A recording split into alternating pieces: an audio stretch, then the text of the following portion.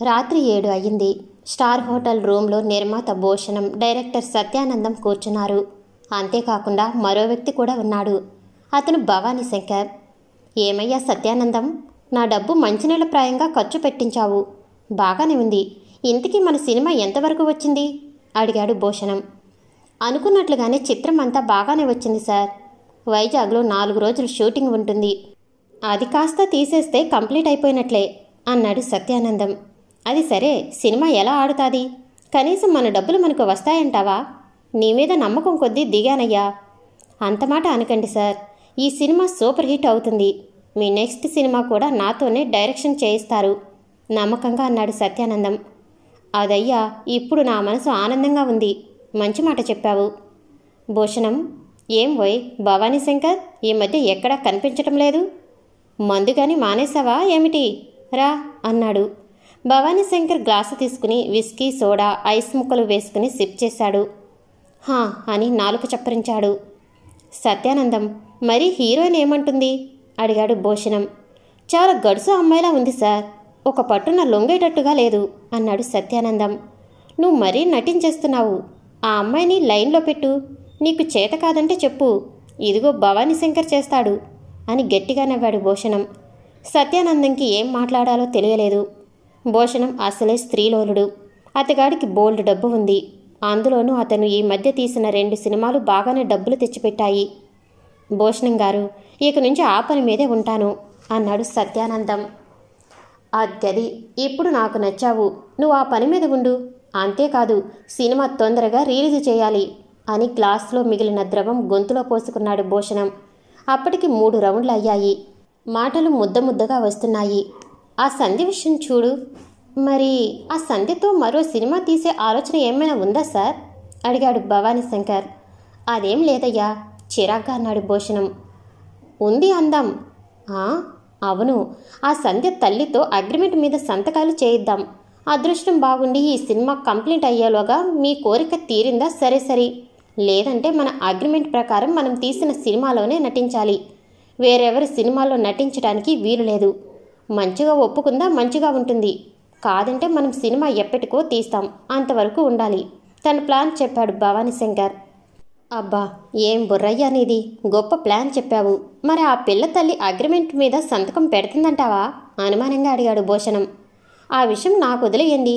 నమ్మిన బంటులా మీ పని చేసి పెట్టే బాధ్యత నాది నవ్వుతూ అన్నాడు భవానీ శంకర్. నాకు తెలుసు నువ్వు ఇలాంటి పనులు బాగానే చేస్తావని. సరే, ఆ విషయం వదిలే. ప్రస్తుతం బాధ అన్నాడు భూషణం. ఓకే అని గ్లాసులోని మందు అంతా ఒక్క గుక్కలో తాగి బయటికి వెళ్ళాడు భవానీ శంకర్. ఇలాంటి భవానీ శంకర్ మనకు తరచూ కనిపిస్తాడు, ముఖ్యంగా సినీ ఫీల్డ్లో. పాముకి తల మీద కొట్టాలి, తేలికి తోక మీద కొట్టాలి, అయితే మనిషిని వీక్నెస్ మీద కొట్టాలి. సుభద్ర వీక్నెస్ ఏమిటో భవానీ శంకర్ కనిపెట్టాడు. సంధ్యలేని సమయం చూసి సుభద్రను కలిశాడు భవానీ శంకర్. నెక్స్ట్ సినిమా సంధ్యను పెట్టి తీయాలని ప్లాన్లో ఉన్నారు. మరి మీ అభిప్రాయం? అందులో మీకు కూడా ఏదో పాత్ర క్రియేట్ చేశారు. ఎంత మంచి మాట చెప్పారు. అలాగే ఇందులో నా అభ్యంతరం ఏముంది అంది సుభద్ర. అయితే ఇదిగో ఈ అగ్రిమెంట్ కాగితాల మీద సంతకం పెట్టండి అని ఆమె ముందున్న టీపాయ్ మీద కాగితాలు పెట్టాడు భవానీ శంకర్. సుభద్ర ఏదో అనబోయింది. కానీ ఆ కాగితాల మీద పెట్టిన 25,000 ఆమెను మాట్లాడనివ్వలేదు. తక్షణం సంతకం చేసి ఆ డబ్బు బ్యాగ్లో వేసుకుంది. ఆ కాగితాలు తీసుకుని, మీకు చిన్న సలహా అన్నాడు భవానీ శంకర్. ఏమిటది ఆశ్చర్యంగా అంది సుభద్ర. ఈ సినిమా రంగం ఎవరికి అంతుపట్టని కథన రంగం. ఈ రంగంలో పైకి రావాలంటే ఎవరో ఒకరు గాడ్ ఫాదర్ ఉండాలి. లేకపోతే ఈ రంగంలో రాణించటం చాలా కష్టం అని సిగరెట్ వెలిగించాడు. సినిమా తీయాలంటే కొన్ని లక్షలు ఖర్చవుతాయి తెలుసా అని అడిగాడు భవానీ శంకర్. తెలుసు అని తలూపింది. మీ అమ్మాయిని హీరోయిన్గా ఎందుకు తీసుకున్నారో తెలుసా? మా అమ్మాయికి డ్యాన్స్ వచ్చు, అందంగా ఉంటుంది, చాలా రిలాక్స్డ్గా అంది సుభద్ర. కాదు అని నవ్వాడు. మీ అమ్మాయి కన్నా అందమైన వాళ్ళు ఎంతమంది లేరు అని దీర్ఘం తీస్తూ అడిగాడు భవానీ శంకర్. సుభద్ర మాట్లాడలేదు. ఏం చెప్పబోతున్నాడా అని ఆలోచిస్తుంది. అన్నేసి లక్షలు ఖర్చు పెట్టి కనీసం నటనలో ఓనమాలు కూడా రాని మీ కూతుర్ని హీరోయిన్గా చేశారంటే అందుకు గల కారణం సంధ్య అంటే ఆయనకి ఎనలేని అభిమానం. మరి ఆ అభిమానాన్ని మీరు నిలుపుకోవాలి కదా అన్నాడు. ఆశ్చర్యంగా అడిగింది సుభద్ర. కృతజ్ఞత కలిగి ఉండాలి అంటే ఈ ఇండస్ట్రీలో కృతజ్ఞతలకి అర్థం వేరే ఉంటుంది. ఈ రంగంలో ముఖ్యంగా స్త్రీలు పైకి రావాలంటే జీవితంలో ముఖ్యమైనవి కొన్ని వదులుకోవాలి. ఈ పాటికి నా మాటలు అర్థం అయ్యాయని అనుకుంటున్నాను. ఇక మీ కూతురు పురోగతి మీ చేతుల్లో ఉంది అని భవానీ శంకర్ వెళ్ళిపోయాడు. ఆ రంగంలో ఎవరి మీద ఎవరికి ప్రేమ అభిమానాలు ఉండవు. ఒకవేళ ఉన్నా అవి శాశ్వతం కాదు. ఏదో ఒక ప్రయోజనాన్ని ఆశించినవే. ఎవరి ఎదుగుదల వాళ్ళు చూసుకుంటారు. దీపం ఉండగానే ఇల్లు చక్కపెట్టుకోవాలి. చందాన వయసులో ఉన్నప్పుడే 4 రూకలు సంపాదించుకోవాలి. అందుకు సినిమా రంగం అనువైనది. ముఖ్యంగా అందం చందం ఉన్న ఆడవాళ్లకు. భూషణం ఆకలి చూపులు ఆలోచనలు సుభద్ర గమనించకపోలేదు. సుభద్ర బాగా ఆలోచించి భూషణం విషయం ఆ రాత్రి సంధ్యతో చెప్పింది. సంధ్య తల్లి వైపు విస్మయంగా చూసింది. అమ్మా, నువ్వేనా అలా మాట్లాడుతుంది? అవును, నేను ఈ విషయం గురించి బాగా ఆలోచించాను. పెళ్ళి మొగుడు పిల్లలు సంసారం ప్రతి స్త్రీ జీవితంలో ఉండేవే. నీవు అందంగా ఉంటావు. నీ అందం చూసి నీ వెంట పడింది సినిమా తీయటం కోసం. నీ అందం కాస్త రుచి చూడటం కోసం. ఉద్యోగం కావాలంటే లంచం ఇవ్వాలి. అది డబ్బు రూపేణా కావచ్చు, వస్తువు రూపేణా కావచ్చు. ఆలోచించు. నీవు ఈ సినిమా రంగంలో తారలా దేదీప్యమానంగా వెలిగిపోవాలి. వేలు లక్షల మంది అభిమానులు నీకు ఏర్పడాలి. కొన్ని వేల మంది యువకుల గుండెల్లో నీ రూపం కొలువై ఉండాలి. ఒక్కసారి భవిష్యత్తు ఊహించుకో అని సుభద్ర అంది. సంధ్య నోరంట మాట రాలేదు. ఇంకేం మాట్లాడకుండా అంతా తల్లే మాట్లాడింది. ఇంక నిర్ణయం తీసుకోవాల్సింది తనే. సంధ్య పొందు కోసం ఇద్దరు ఆరాటపడుతున్నారు. ఒకరు భూషణం తల్లి ద్వారా రాయబారం పంపాడు. రెండో వ్యక్తి సత్యానందం ముగ్గులోకి దింపటానికి తెగ ప్రయత్నం చేస్తున్నాడు. ప్రమాదవశాత్తు నీటిలో పడిన వ్యక్తి ఈత కొట్టుకుని ఒడ్డుకైనా చేరాలి లేదా మునిగిపోవాలి. సీతారామయ్య ఇంటి ముందు కారు ఆగింది. అందులోంచి సంధ్య సుభద్ర ప్రసాద్ దిగారు. సంధ్యను చూసి అదిగో సుబ్బలక్ష్మి వచ్చిందని వీధిలో వాళ్ళు పరుగు పరుగున వచ్చారు. కూతురిని చూసేసరికి సీతారామయ్య కళ్ళల్లో ఆనందం. ఏమ్మా, ఎలా ఉన్నావు? ఎన్నాళ్ళైంది తల్లి నిన్ను చూసి అని సంధ్యను దగ్గరికి తీసుకుని ఆమె నుదుటి మీద ముద్దు పెట్టారు. సంధ్య కూడా ఆనందం పట్టలేక తండ్రి ఎద మీద వాలిపోయింది. నాన్నగారు, ఈ ఊరిలో 2 రోజులు షూటింగ్ ఉంది. అది అయిపోతే సినిమా అయిపోయినట్లే. నేను ఇప్పుడు వెళ్ళి సాయంత్రం వచ్చేస్తాను అని సంధ్య ప్రసాద్ని కూడా తీసుకువెళ్ళింది. షూటింగ్ మధ్యాహ్నం వరకు జరిగింది. లంచ్ అవర్లో రవీంద్ర వచ్చాడు. అప్పుడే భోజనం చేసి రిలాక్స్గా కుర్చీలో కూర్చుంది సంధ్య. అరే, మీకెలా తెలిసింది నేను వచ్చానని ఆశ్చర్యంగా అడిగింది. రవీంద్ర అక్కడున్న కుర్చీలో కూర్చుంటూ, మీ మీద అభిమానం నన్ను ఇక్కడికి రప్పించింది అన్నాడు. అంత అభిమానమా? చక్ర లాంటి కనుగుడ్లను తిప్పుతూ అంది సంధ్య. నిజం. ఇదిగో ఈ పేపర్లో చూడండి. బీబీ ఆర్ట్స్ వారి చిత్రం చివరి షెడ్యూల్ వైజాగ్లోనని రాశారు అని పేపర్ చూపించాడు రవీంద్ర. చాలా కష్టపడ్డారు. శ్రీశైలంలో మీతో మాట్లాడి వచ్చిన తర్వాత ప్రతిరోజు పేపర్లలో సినిమా కాలం చూసేవాడిని. ఒకసారి మీరిచ్చిన అడ్రస్ ప్రకారం మీ ఇంటికి వెళ్ళాను. ఎవరూ లేరు. తాళం వేసి ఉంది. ఎక్కడెక్కడ షూటింగులు జరుగుతాయో రోజు ఆయా ప్రదేశాలు తిరిగేవాణ్ణి. నేనంటే ఎందుకంత అభిమానం తెలీదు. మొదటిసారిగా పత్రికలో మీ ఫోటో చూశాను. నన్ను నేను మర్చిపోయాను. నేను వర్ణించి రాసే నా కథల్లోని హీరోయిన్ కూడా మీ అంత అందంగా ఉండదు. వాస్తవం కన్నా ఊహ అందంగా ఉంటుంది. కానీ అది నిజం కాదని మిమ్మల్ని చూశాక తెలుసుకున్నాను అన్నాడు. మీ కథలు నేను చదవాలనుకుంటున్నాను అంది సంధ్య. తప్పకుండా. నా అభిమాన నటి ఏం కోరినా కాదనను. నాకింకా సినిమాలు లేవు. ఈ సినిమాయే ఆఖరు అంది సంధ్య. అయినా మిమ్మల్ని అభిమానిస్తాను, ఆరాధిస్తాను, ప్రేమిస్తాను కళ్ళు మూసుకొని అన్నాడు రవీంద్ర. అభిమానిస్తాను, ఆరాధిస్తాను, ప్రేమిస్తాను అని నెమ్మదిగా సనగడం ప్రారంభించాడు. సంధ్య అతని అవస్థ చూసి పకపకమని నవ్వింది. మీరు నవ్వుతుంటే వెన్నెలవాన కురుస్తున్నట్లుగా ఉంది అన్నాడు రవీంద్ర. ఇంత ఎండలోనా? కాదు, నా గుండెలో. ప్రేమపూర్వకంగా సంధ్య వైపు చూశాడు రవీంద్ర. సంధ్య మాట్లాడకుండా రవీంద్ర వైపు చూసింది. ఇద్దరు కళ్ళు కలుసుకున్నాయి. ఒకరినొకరు అభిమానంగా చూసుకున్నారు. ఈలోగా సంధ్యకు పిలుపు వచ్చింది. రవీంద్ర లేచి, నేను రేపు వస్తాను అని సంధ్య చేతిని తన చేతిలోకి తీసుకుని సుతారంగా నొక్కి వదిలాడు. ఆ రోజు షూటింగ్ ముగించుకుని ఇంటికి వచ్చేసరికి రాత్రి 10 దాటింది. ఆ మర్నాడు క్లైమాక్స్ దృశ్యాలు చిత్రీకరిస్తున్నారు. యూనిట్ అంతా సందడిగా ఉంది. డైరెక్టర్ సత్యానందం మాత్రం టెన్షన్తో అందరి మీద కేకలు వేస్తున్నాడు. ముఖ్యంగా శ్రీరామ్ మీదకి ఒంటికాలు మీద లేస్తున్నాడు. ఎందుకంటే ఈ శ్రీరామ్ చిత్రంలో హీరో. సంధ్యను ఎక్కువసార్లు తాకేది, పట్టుకునేది అతనే ముఖ్యంగా. కట్ కట్ అని ఎంత అరిచినా సంధ్యను వదలటం లేదని అతని మీద దుగ్ధ. అది 3 అంతస్తుల భవనం. టెర్రస్ మీద శ్రీరామ్, సంధ్య ఉంటారు. సంధ్య నడుం మీద చెయ్యి వేసి దగ్గరికి హత్తుకుని నడుస్తాడు. మధ్య మధ్యలో ఆమెను తన కౌగిలలో బంధించి ఆమె నుదుటి మీద, కన్నుల మీద ప్రేమపూర్వకంగా ముద్దులు పెడతాడు. ఆ తర్వాత అతడు టెర్రస్ చివరంటూ వచ్చి సంధ్యను కిందికి తోసేయాలి. అయితే ఆ సీన్లో శ్రీరామ్ బాగా లీనమైపోయి సంధ్యను గట్టిగా వాటేసుకున్నాడని డైరెక్టర్ గుర్రు షూటింగ్ గ్యాప్లో ఇదిగో నేను రాసిన కథలు ఇందులో ఉన్నాయి అని ఒక 4 మ్యాగజైన్లు సంధ్యకిచ్చాడు రవీంద్ర. సంధ్య అవి అందుకుని మొదటిసారి మీ కథ శ్రీశైలంలో చదివాను, చాలా బాగా రాశారు, ఇంకా మీ కథలు చదవాలి అనుకున్నాను, లక్కీగా మీరే తారసపడ్డారు అంది సంధ్య. నా పరిస్థితి అంతే, ఇంతవరకు ఏ సినిమా యాక్టర్కి ఉత్తరం రాయలేదు, మీకే వ్రాశాను, మిమ్మల్ని కలవాలని అనుకున్నాను, అంతే అదృష్టం పట్టింది అని నవ్వాడు రవీంద్ర. వీళ్ళిద్దరూ మాట్లాడుకుంటుంటే సత్యానందం అక్కడికి వచ్చాడు. ఎవరతను? ఇతను రవీంద్ర, మా అత్తయ్య కొడుకు, కథలు అవి రాస్తుంటాడు అంది సంధ్య. ఓ అలాగా అని రవీంద్ర వైపే సీరియస్గా చూశాడు. రవీంద్ర అతనికి నమస్కారం చేశాడు.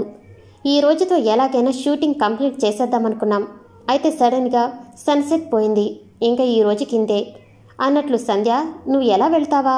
మీ అన్నయ్య వచ్చాడా అడిగాడు సత్యానందం. పర్వాలేదు, నన్ను కారులో దించేయండి అంది సంధ్య. సరే, రేపు ఉదయం 7ంటికి కారు వస్తుంది అని ఎవరినో పిలిచాడు. 5 నిమిషాల్లో కారు డ్రైవర్ వచ్చి రండి అని పిలిచాడు. రండి రవీంద్ర అని సంధ్య తనతో పాటు రవీంద్రను తీసుకుపోయింది. మీతో కొంచెం మాట్లాడాలి అన్నాడు రవీంద్ర. మాట్లాడండి అంది సంధ్య. ఇక్కడ కాదు మరి, అలా సీ షోర్కి వెళ్దాం. సంధ్య డ్రైవర్కి చెప్పి రామకృష్ణ బీచ్కి పోనీయమంది. 10 నిమిషాల్లో కారు బీచ్ దగ్గర ఆగింది. సంధ్య, రవీంద్ర కారు దిగారు. డ్రైవర్ని వెళ్ళిపోమని చెప్పింది సంధ్య. ఇద్దరూ కొంతసేపు ఇసుకలో నడిచి ఓ రాతి పక్కగా కూర్చున్నారు. అలా చెప్పకపోతే మిమ్మల్ని అక్కడి నుంచి పంపించేస్తారు అంది సంధ్య. ఎందుకింత అభిమానం? మీరంటే కాదు, మీ కథలంటే. సంధ్య ఏటో చూస్తూ అంది. థ్యాంక్స్. మరి నాదొక రిక్వెస్ట్. ఏమిటది? ఈ చోట రచయితను సినిమా రచయితగా మార్చిదేవి అని చాలా వినయంగా అన్నాడు రవీంద్ర. అబ్బో, చాలా పెద్ద కోరికే, చూద్దాం. అలా చేస్తే నాకేమిస్తావు? భుజాలు ఎగరవేసి అంది సంధ్య. రవీంద్ర సంధ్య కుడి చేతిని తన చేతిలోకి తీసుకుని ప్రేమతో, అభిమానంతో ఆ చేతి మీద ముద్దు పెట్టాడు. ఇలా ముద్దులు ఇస్తాను అని ఆమె కళ్ళల్లోకి చూశాడు. సంధ్య ఏం మాట్లాడలేదు. అతని చేతిలో నలుగుతున్న తన చేతిని వెనక్కి తీసుకుంది. సంధ్య, ఐ లవ్ యూ అని ఆమె చేతిని గట్టిగా పట్టుకుని వదిలాడు. నాన్నగారు నా కోసం చూస్తారు, నేను వెళ్తాను అని సంధ్య లేచింది. సంధ్య, రవీంద్ర ఆటోలో బయలుదేరారు. ఈలోగా ఆటో సంధ్య ఇంటి ముందు ఆగింది. ఆ రాత్రి సంధ్యకు నిద్ర పట్టలేదు. రవీంద్ర ఇచ్చిన కథలన్నీ చదివేసింది. ఆ కథలు చదువుతుంటే అతని మీద అభిమానం, గౌరవం ఎక్కువ కాసాగాయి. ఎంత చక్కగా రాశాడు అని అనుకోకుండా ఉండలేకపోయింది. కనులు మూస్తే చాలు మనోహరంగా నవ్వే అందమైన అతని మోము కనుల ముందు కదలాడసాగింది. తనను సత్యానందం, శ్రీరాములు ముట్టుకున్నా పట్టుకున్నా కలగని స్పందనలు ఇప్పుడు ఈ రవీంద్ర తాకితే చాలు శరీరమంతా ఏదో తెలియని అలజడి. అతను మాట్లాడితే చూస్తూ వినాలని, అతని సమక్షంలో కాలం అంతా గడపాలని మనసు పదే పదే కోరుకుంటుంది. బహుశా ప్రేమ అంటే ఇదేనేమో. తెల్లవారుజామున ఎప్పుడో సంధ్యకు కలత నిద్ర పట్టింది. 7 గంటల కల్లా కారు వచ్చింది. సంధ్య, సుభద్ర వెళ్లారు. అప్పటికే రవీంద్ర అక్కడున్నాడు. సంధ్య, రవీంద్ర ఒకరినొకరు విష్ చేసుకున్నారు. తల్లికి చెప్పింది రవీంద్ర గురించి. సంధ్య మేకప్ చేయించుకోవటానికి వెళ్ళింది. అక్కడ ఆమెకు అప్పుడు తీయబోయే సీన్ గురించి వివరిస్తున్నాడు అసిస్టెంట్ డైరెక్టర్. కాస్త దూరంగా రవీంద్ర నిల్చుని చూస్తున్నాడు. సుభద్ర కూర్చుని కాఫీ తాగుతుంది. నిర్మాత భూషణం కారులో వచ్చాడు. అతని రాకను చూసి మర్యాదపూర్వకంగా కూర్చున్న వాళ్ళు లేచి నిల్చున్నారు. సుభద్ర కూడా. కూర్చోండి అని సుభద్ర దగ్గర కూర్చున్నాడు. సుభద్ర గారు, ఈ రోజుతో షూటింగ్ అయిపోతుంది. మరో 2-3 రోజుల్లో మీరు హైదరాబాద్ రావాల్సి ఉంటుంది. రికార్డింగ్ అది ఉంది. అందులోనూ మరో సినిమా ప్లాన్ చేస్తున్నాం అని ఆగి అన్నట్లు ఏం చేశారు? స్వరం తగ్గించి అడిగాడు భూషణం. సుభద్ర అది సణిగింది. చూడు, నా సినిమాలో నటించేది ఎవరైనా నాకిష్టమైనట్లు ఉండాలి. నువ్వు సంతకం చేసి ఇచ్చిన అగ్రిమెంట్ కాగితాలు ఎలా కావాలంటే అలా మార్చగలను కాస్త సీరియస్గా అన్నాడు భూషణం. సుభద్ర ఏం మాట్లాడలేకపోయింది. ఎలాగైనా సంధ్యను ఒప్పించాలి అనుకుంది. రేపు హైదరాబాద్ వచ్చాక అమ్మాయిని ఎలాగైనా ఒప్పిస్తాను అంది సుభద్ర. గుడ్ అని లొకేషన్లోకి వెళ్ళాడు భూషణం. షూటింగ్ అంతా అయ్యేసరికి సాయంత్రం 4 అయ్యింది. సంధ్యకు అసలు వీలు చిక్కలేదు రవీంద్రతో మాట్లాడటానికి. రవీంద్ర నిరుత్సాహంగా అక్కడక్కడా తిరిగి ఇక ఉండలేక తాను తెచ్చిన పుస్తకాలు సుభద్రకిచ్చాడు. ఓ కాగితం మాత్రం సంధ్యకిచ్చి వెళ్ళిపోయాడు. ఆ కాగితంలో రేపు ఉదయం లవర్స్ పార్కులో 10 గంటలకి కలుసుకుందాం అని రాసి ఉంది. సంధ్య అది చదివి కాగితం చింపివేసింది. పేకప్ అని డైరెక్టర్ చెప్పగానే ఎవరి సామాన్లు వాళ్ళు సర్దుకోవటంలో నిమగ్నమైపోయారు. సంధ్య అలసిపోయి నీరసంగా తల్లి పక్కన కూర్చుంది. ఈలోగా ఎవరో వ్యక్తి వచ్చి, సంధ్య గారు, మిమ్మల్ని డైరెక్టర్ గారు పిలుస్తున్నారు అని చెప్పాడు. ఆ గదిలో సత్యానందం ఏవో కాగితాలు పట్టుకుని పచారులు చేస్తున్నాడు. సంధ్య రావటం చూసి, సంధ్య, ఇదిగో ఈ కాగితాల్లో డైలాగ్స్ ఉన్నాయి. డబ్బింగ్ నువ్వే చెప్పుకోవాలి కాబట్టి ప్రాక్టీస్ చేస్తే ఇంకా బాగా చెప్పగలవు అని ఆ కాగితాలు ఆమెకిచ్చి ఆమె నడుం మీద చేయి వేసి తన వైపుకి లాక్కున్నాడు. అబ్బో వదలండి అని అతని నుంచి తప్పించుకుంది సంధ్య. సంధ్య, బాగా ఆలోచించు. రేపు హైదరాబాద్ వచ్చాక నీ నిర్ణయం చెప్పు అని సత్యానందం వెళ్ళిపోయాడు. స్త్రీ అందంగా ఉంటే సరిపోదు, తన అందచందాలను ఎవరి ముందైనా పరచాలి. అప్పుడే అందలం ఎక్కుతుంది. అది ఈ రంగం గొప్పతనం. ఏ రంగంలోనైనా స్త్రీ ముందుకు రావాలంటే ఎవరి అండదండలైనా ఉండాలి. అప్పుడే రాణించగలదు. అదే స్త్రీ దౌర్భాగ్యం. ఉదయం నుండి వర్షం కురుస్తూనే ఉంది. ఎప్పుడు మొదలైందో ఏమో. సంధ్య నిద్ర లేచేసరికి వర్షం. స్నానం చేసి టిఫిన్ చేసి కూర్చుంది. అమ్మా, నేను సుశీల వాళ్ళింటికి వెళ్తాను. దాన్ని కలిసి చాలా రోజులైంది అని బయలుదేరింది సంధ్య. తొందరగా వచ్చేయి, మరలా వర్షం వచ్చేస్తుంది. మీ నాన్నగారు వచ్చారంటే తిడతారు అంది సుభద్ర. అలాగే అలాగే అని సుభద్ర గడప దాటింది. లవర్స్ పార్క్ దగ్గర ఆటో నుంచి దిగింది సంధ్య. పార్కు నిర్మానుష్యంగా ఉంది. వర్షానికి మొక్కలు, చెట్లు, సిమెంట్ బెంచీలు బాగా తడిసిపోయాయి. సంధ్య పార్కు అంతా పరికించింది. ఒకచోట ఆమె చూపులు నిలిచిపోయాయి. ఒక చెట్టు కింద రవీంద్ర 2 చేతులు గుండెల మీద మూడు చేసుకుని నిల్చున్నాడు. వర్షానికి అతను బాగా తడిసిపోయాడు. అతని శరీరం చలికి వణుకుతుంది. ఆ దృశ్యం చూసి సంధ్య చలించిపోయింది. సారీ సారీ, నా కోసం ఉదయం నుంచి ఇలా వర్షంలో. సంధ్య అతని చేతిని పట్టుకుని అడిగింది. చెప్పానుగా, నీకోసం ఏమైనా చేస్తానని. రవీంద్ర పెదవులు వణుకుతున్నాయి. సంతోషించానులే. చూడు ఎలా ఉన్నావో, నీటిలో మునిగిన వ్యక్తిలా. పద ఎక్కడైనా తలదాచుకుందాం. అదిగో మరలా వర్షం వచ్చేట్టుగా ఉంది అంది సంధ్య. అదిగో అక్కడ R&B గెస్ట్ హౌస్ ఉంది, అక్కడికి వెళదాం అన్నాడు రవీంద్ర. రవీంద్ర, సంధ్య గెస్ట్ హౌస్ వరండాలో ఓ మూల నుంచున్నారు. సంధ్య, నువ్వు చాలా అందంగా ఉంటావు. ఐ లవ్ యూ అని చూపుడు వేలతో ఆమె ఫాలభాగం నుండి రాస్తూ ముక్కు, పెదవులు, గెడ్డం, మెడను దాటి ఇంకా కిందికి వస్తున్న అతని వేలుని పట్టుకుని ఆపింది. లేదంటే ఆ వేలు ఇంకా ఇంకా కిందికి పోయే ప్రమాదం ఉంది. నేను వెళతాను, నాన్నగారికి తెలియకుండా వచ్చాను అంది సంధ్య. బయట వర్షం పెద్దగా కురుస్తుంది. ఆటో కోసమైనా అంత దూరం నడిచి వెళ్ళాలి. కాసేపు ఆగి వెళుదువు అన్నాడు రవీంద్ర. సరే, ఏదైనా మాట్లాడు, ఈ వర్షం తగ్గే వరకు. రవీంద్ర ముద్దులోలికే సంధ్య మోమును తన 2 చేతుల్లోకి తీసుకున్నాడు. ఆమె ఫాలభాగాన్ని ముద్దాడాడు. కలువల్లాంటి కనులను ముద్దాడాడు. సంపెంగలాంటి ముక్కును ముద్దాడాడు. ఎరపెక్కిన చెక్కిళ్లను ముద్దాడాడు. మధువులొలికే పెదవులను ముద్దాడాడు. ఒక్కసారి, రెండవసారి, మూడవసారి. ఇంకా ముద్దాడలేదు. ఆమె పెదవులు వదలలేదు. ఆమె పెదవుల మాధుర్యాన్ని చవిచూస్తున్నాడు. సంధ్య నరం నరంలోకి ఏదో తెలియని కొత్తదనం రక్తంతో పాటు ప్రవహిస్తుంది. కొత్త అనుభూతి, ఇంతవరకు అనుభవానికి రానిది. అతను మరింత రెచ్చిపోయి తమకంతో, ఉద్వేగంతో ఆమెను ఆక్రమించుకుని ఏవేవో మధుర లోకాలకు ఆమెను తీసుకుపోతున్నాడు. ఆమె కాదనలేకపోయింది. సంధ్య, నేను నిన్ను దగా చేయను, మోసం చేయను. నేను నిన్ను పెళ్లి చేసుకుంటాను. నా మాట నమ్ము అన్నాడు రవీంద్ర. సంధ్య ఏం మాట్లాడలేదు. మౌనంగా ఇంటికి బయలుదేరింది. ఆమెకు రవీంద్ర మీద కొన్నంత నమ్మకం, విశ్వాసం ఉంది. ఈ ఆడపిల్లలు ఎప్పుడూ ఇంతే. మగాన్ని ఎంత గుడ్డిగా నమ్మేస్తారో. టెలిగ్రామ్ చూసి హైదరాబాదు బయలుదేరారు సంధ్య, సుభద్ర. స్టేషన్లో రవీంద్ర కలిసి తనకు కొద్దిగా పని ఉందని 2 రోజుల్లో వస్తానని చెప్పాడు. హైదరాబాదులో స్టేషన్కి కారు వచ్చింది. వీరికి ఒక హోటల్లో బస ఏర్పాటు చేశారు. హోటల్లో దిగాక అసిస్టెంట్ డైరెక్టర్ వచ్చి మరునాడు రికార్డింగ్ ఉందని, కారు వస్తుందని చెప్పి వెళ్ళాడు. ఆ రోజు వర్షంలో రవీంద్రను కలిసిన దగ్గర నుండి సంధ్య అన్యమనస్కంగానే ఉంటుంది. ఎవరితోనూ ఎక్కువగా మాట్లాడటం లేదు. ఈ సినిమా అయిపోయాక రవీంద్ర విషయం తండ్రితో చెప్పాలని నిర్ణయించుకుంది. సుభద్రికి మాత్రం చాలా టెన్షన్గా ఉంది. హైదరాబాద్ ఈసారి భూషణం ఊరుకోడు. సంధ్య వాలకం చూస్తుంటే వినేటట్టుగా లేదు. అయినా సంధ్యను ఒప్పించి తీరాలి. సంధ్య, మనం వచ్చిన పని 4-5 రోజుల్లో అయిపోతుంది. నేను చెప్పిన విషయం ఏం చేశావు అడిగింది సుభద్ర. ఏ విషయం అమ్మా? ఆశ్చర్యపోయింది సంధ్య. అదే ఆ భూషణం గారి సంగతి. అమ్మా, నా మాట వినవే, నేనింక సినిమాలో నటించను అంది సంధ్య.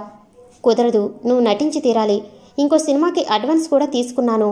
నువ్వు ఎలాగైనా భూషణం కోరిక తీర్చాలి అని గట్టిగా చెప్పింది సుభద్ర.